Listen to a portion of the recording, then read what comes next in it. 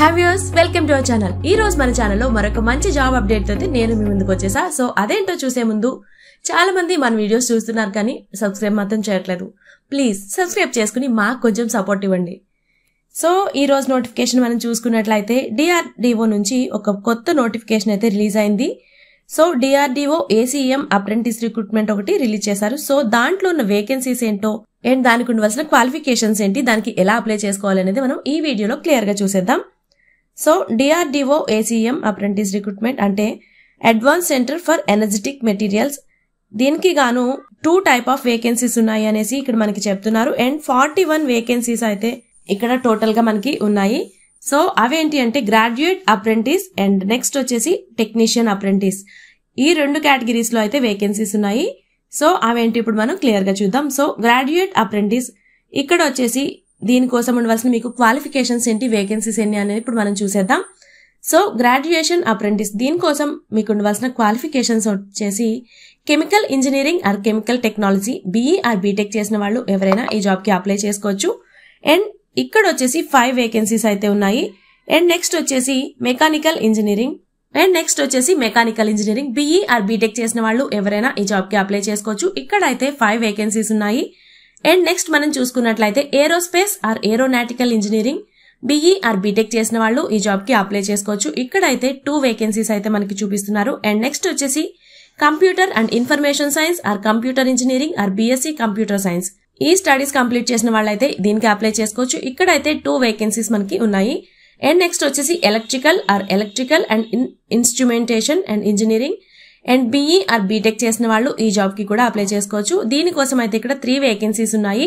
And next వచ్చేసి electronics and telecommunication engineering BE or BTech చేసిన వాళ్ళు దీనికి అప్లై చేయొచ్చు. ఇక్కడైతే 3 వేకెన్సీస్ ఉన్నాయి.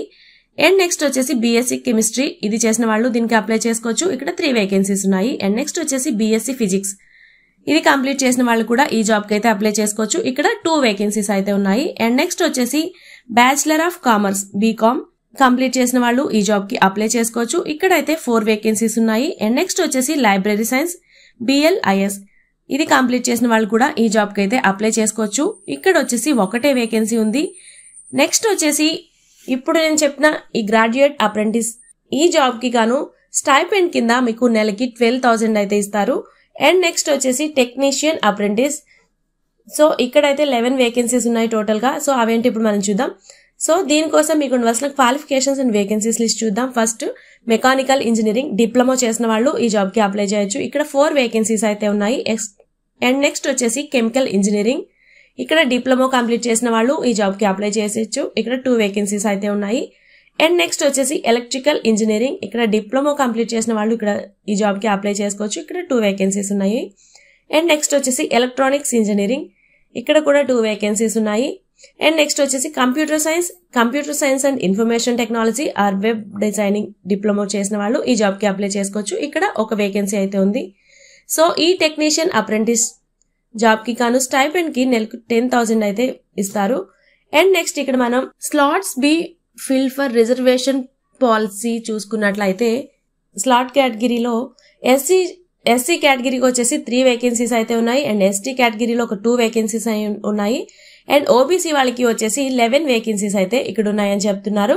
నెక్స్ట్ వచ్చేసి అప్లికేషన్ ప్రొడ్యూసర్ మనం చూసుకున్నట్లయితే DRDO ACM నుంచి అప్లికేషన్ ఫామ్ డౌన్లోడ్ చేసుకున్న తర్వాత మీ పాస్పోర్ట్ సైజ్ ఫోటో అయితే అతికించి దానిపై అయితే సైన్ చేయాల్సి ఉంటుంది. అండ్ నెక్స్ట్ వచ్చేసి అవసరమైన డాక్యుమెంట్స్ ఏవైతే ఉన్నాయో అంటే educational certificates and CGPA2% and conversion formula documents and caste certificates ఇవి ఏవైతే ఉంటాయో అవన్నీ PDF ఫార్మెట్ లో స్కాన్ చేసి మెయిల్ ద్వారా అయితే పంపించాల్సి ఉంటుంది. అండ్ అప్లికేషన్ ఫామ్ ను డాక్యుమెంట్స్ ను గూగుల్ ఫామ్ ద్వారా అప్లోడ్ చేయాల్సి ఉంటుంది. అండ్ మీరు అప్లికేషన్ చేసుకోవడానికి లాస్ట్ డేట్ వచ్చేసి June 15th 2025 వరకు అయితే ఉంది.